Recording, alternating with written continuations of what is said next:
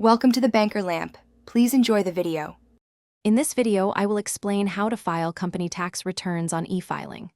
First, it's crucial to understand the benefits of electronic filing, like increased accuracy and faster processing.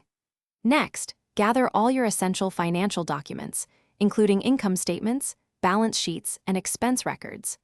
Finally, choose a reputable IRS-authorized e-file provider to ensure your company's tax return is submitted securely and correctly. This initial preparation is key for a smooth experience. Now, let's prepare your tax information.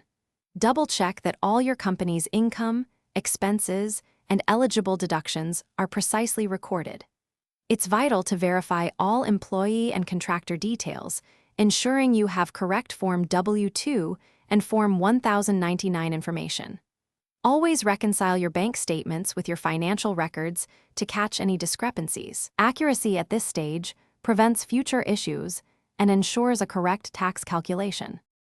With your information prepared, it's time to submit. Carefully review your entire completed tax return for any potential errors or omissions before finalizing. You will then electronically sign your return, typically using a personal identification number or your prior year's adjusted gross income.